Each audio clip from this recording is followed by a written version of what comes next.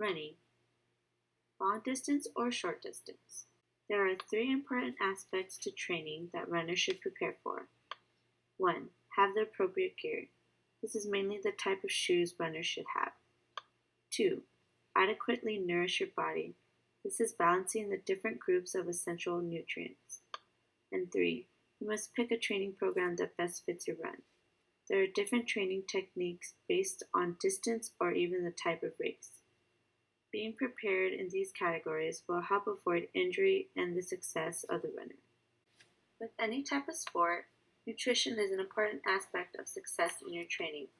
A balance of your essential nutrients helps prepare the body with enough energy during and after your run. The number one source of energy from your diet are carbohydrates. The carbohydrate energy in the body is stored as glycogen. So with training, it is critical for the runner to match the carbohydrate consumption with what they are burning during their training. Otherwise, the glycogen stored in the body is depleted, in which fatigue will set in. Runners in training definitely require extra fuel, and 55 to 65% of their caloric intake should come from carbohydrates.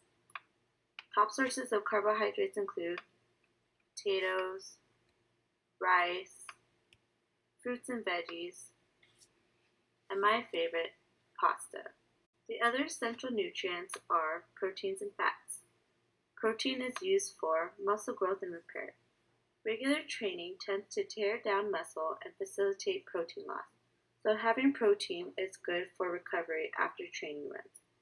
Depending on how intense your training is, runners only need about 1 to 1.6 grams per kilogram a day. Some good sources of proteins are meat, fish, eggs, and poultry. For fats, a runner's diet should consist of less than 30% of fat. Since fats take longer to digest, they should be eliminated from pre- and post-race meals. But runners should still take in their healthy fat requirements from foods like olive oil, fish, seeds, and nut oils. Runners ultimately should be proficient in their cardiorespiratory endurance. Increased cardiorespiratory endurance improves the runner's ability to last in their run for longer periods of time. Runners must choose a running program that best fits their run. After interviewing Noah Roberts, a varsity runner at Campbell High School, he says, the most important factor that influences the way a runner trains is what type of run they are running, marathon versus half marathon, or different cross-country distances. The second influence, he explained, was their experience level. If someone is a beginner, then their training will be different than those who are advanced and who have already built their cardiorespiratory endurance. Noah also explained that a typical week of training consisted of different running workouts. A base run is a relatively short to moderate length run done at a runner's natural pace. These are done frequently to stimulate big improvements in aerobic capacity and endurance. Long runs generally are runs that last long enough to leave a runner moderately fatigued. The function of a long run is to increase raw endurance. Tempo runs are a faster paced workout done for a long period and short period of time. This run serves to increase the speed you can sustain for a prolonged period of time.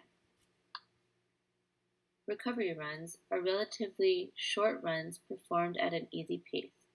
Recovery runs serve to add a little mileage to a runner's training without taking away from performance in the other harder workouts. And interval training.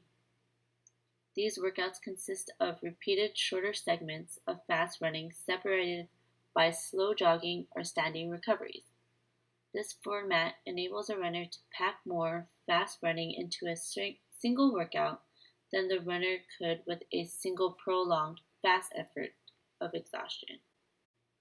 Hawaiian canoe paddling. Hi, my name is Alyssa Dover, and I will be going over the fundamentals of Hawaiian canoe paddling. Paddling is very important to me due to the fact that I paddled throughout my entire high school career and paddled for Huinalu. Hawaiian canoe paddling is defined as moving through the water in a boat using a paddle or paddles. History of Hawaiian canoe paddling. Canoe paddling began hundreds of years ago in ancient Polynesia and was brought here to the Hawaiian Islands. Polynesian voyagers used the stars, wind, and their paddles to travel thousands of miles to Hawaii. It is an integral part of the Hawaiian culture as it was essential to transportation. It helped the Hawaiians sustain life by being able to fish and transport goods between the islands. In Hawaiian canoe paddling, there are 6 seats in a boat. Each seat is responsible for its own job. Seat 1 and 2. They sit at the very front of the canoe and are responsible for the rhythm and pace of the paddle strokes, which seats 3 through 5 follow.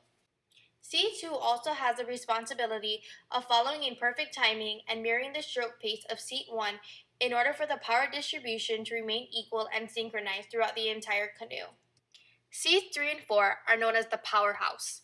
They are the heavier, stronger paddlers whose primary task is to provide the power in order to push the canoe along. Seat 5 is also known as a power seat, but they also need to have knowledge of steering in order to assist the steersperson when necessary. They are also responsible for the ama. If the ama seems unstable, they must react quickly in order to save it. If they do not save it, the canoe may huli or flip over. Seat 6. They are the steersman, the captain of the canoe, and the motivator. They are responsible for steering the canoe and making any type of turn during races. Before doing any type of races, crews are always training, whether it's for a sprint or distance. Sprinting and long distance paddling are very different, so they have different types of training. The training that is done is used to get a similar heart rate to the one you will get while doing sprinting or distance racing. Health benefits of paddling. Canoeing is a low-impact activity that can improve a person's aerobic fitness, strength, and flexibility. Specific health benefits include improved cardiovascular fitness, increased muscle strength, particularly in the back, arms, shoulders, and chest, for moving the paddle and stroking. Increased torso and leg strength, as the strength to power the canoe mainly comes from rotating your torso and pushing off with your legs. Reduced risk of wear and tear on the joint is also a benefit since paddling is a low-impact activity. When paddling, you're doing a continuous movement of moving the paddle through the water. That movement raises the heart rate and increases cardiovascular health. Not many sports are you able to get a great combination of strength training, cardiovascular health, and aerobic calorie burning. Maintaining a healthy and balanced diet is a key component of paddling. The body needs whole grains in order to maintain a balanced diet. The body needs whole grains in order to maintain a balanced diet by preventing the body from storing fat. Since it is packed with fiber, it keeps you fuller longer, and it can also reduce the risk of heart disease by decreasing cholesterol levels. Some examples of whole grains are rice and quinoa. Protein helps build the muscle and increases fat burning. An example of a protein is fish and lean meat. Beans and legumes help with food digestion and fat burning. Since it's high in protein and fiber, it not only triggers fullness, but it also keeps you fuller longer, and it also helps to regulate digestion. Lentils and black beans are healthy examples of beans and legumes. Athleticism in paddling. Swimming is a major role in paddling, as the canoe may huli or flip over, and you must be able to tread water for a good 20 minutes. Weight training is also very important to paddling. Paddlers need to build upper body strength in order to move the canoe forward and pull their own weight.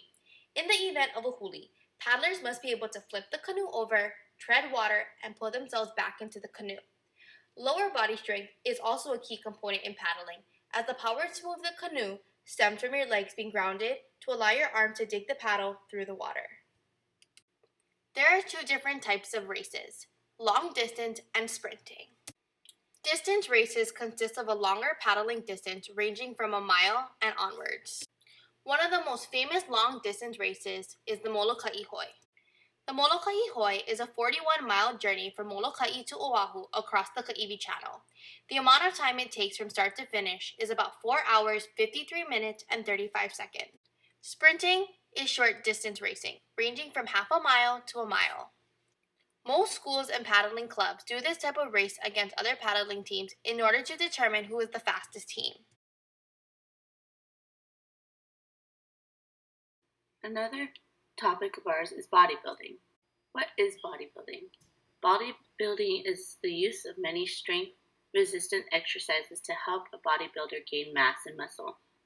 Bodybuilders use weight and powerlifting as a means to achieve their muscles and mass. There are multiple stages in bodybuilding: cutting and bulking.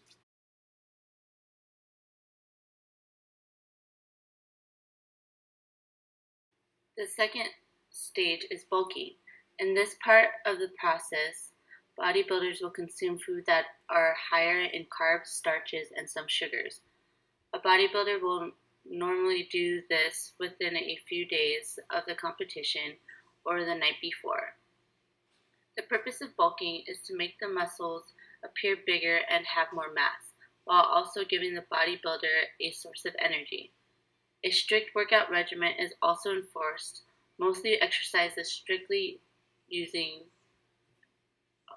weights to help gain muscle. This is one famous bodybuilder. This is Philip. He's a professional bodybuilder that holds the existing title for Mr. Olympia.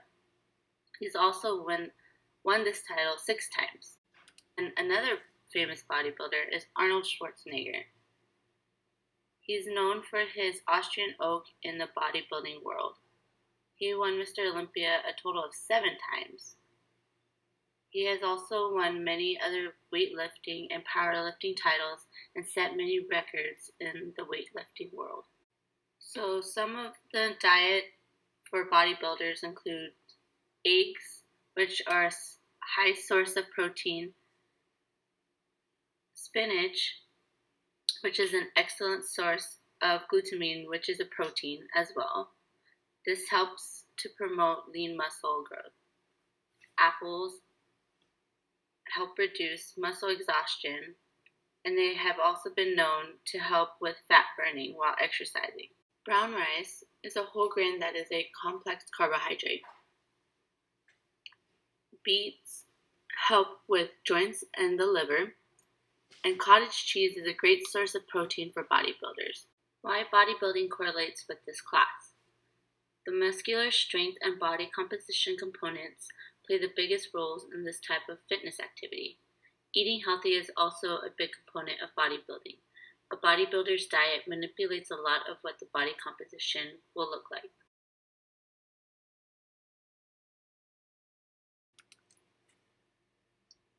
Although all 3 activities need a well-balanced diet, paddling and running both use carbohydrates as their main source of their diet because cardiovascular endurance requires an abundant amount of energy. Bodybuilding, on the other hand, has protein at the top of their diets.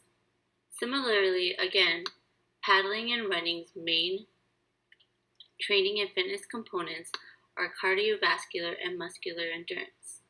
The only difference is that paddlers need more muscular endurance in their upper bodies and runners need muscular endurance in their lower body region. Bodybuilders need to be proficient in their muscular strength to build their muscle and need to focus on their body composition.